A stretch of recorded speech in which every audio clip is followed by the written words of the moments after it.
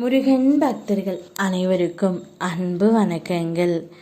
என் அன்பு குழந்தையே, உன்னிடம் மிக முக்கியமான விஷயத்தை கூறவே உன் முருகனப்பா நான் இங்கு வந்திருக்கின்றேன் தங்கமே. இப்பொழுது நீ உன்னுடைய துணையை பிரிந்து இருந்தாலும் அவர் என்ன செய்து கொண்டிருக்கின்றார், எப்படி இருக்கின்றார் என்ற ஞாபகம் உன்னுடைய மனதில் அதிக அளவிற்கு இருக்கின்றது. உன்னை வேண்டாம் என்று சென்றுவிட்டு சென்றாலும் உன்னுடைய மனதில் அவருடைய ஞாபகம் எப்பொழுதும் இருந்து கொண்டே இருக்கின்றது தங்கமே. இருந்தாலும் அவரை உன்னால் நிரந்தரமாக மறக்க முடியவில்லை.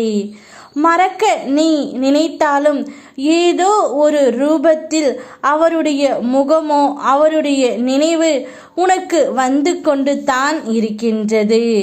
இப்படி விதியால் என் பிள்ளைகள் படும் அவஸ்தைகள் என் கண்ணில் எப்படி படாமல் இருக்கும் தங்கமே.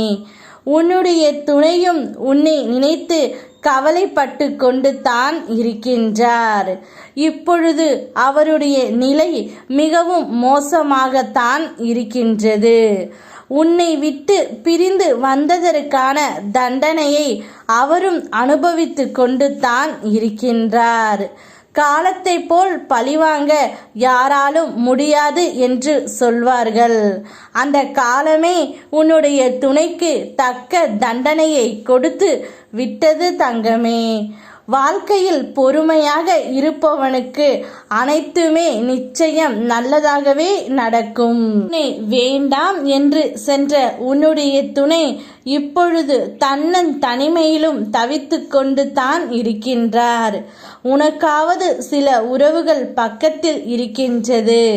ஆனால் அவருக்கு ஆறுதல் கூட சொல்ல முடியாத அளவிற்குத்தான் இப்பொழுது அவஸ்தைப்பட்டு கொண்டு இருக்கின்றார். இந்த நிலைமை உன் துணைக்கு வர வேண்டியதுதான். ஏனென்றால் உன்னை கஷ்டப்படுத்தி அவர் எப்படி நன்றாக இருக்க முடியும் சொல் தங்கமே. அதனால் தான் காலம் அவர்களுக்கு தண்டனை கொடுத்து விட்டது.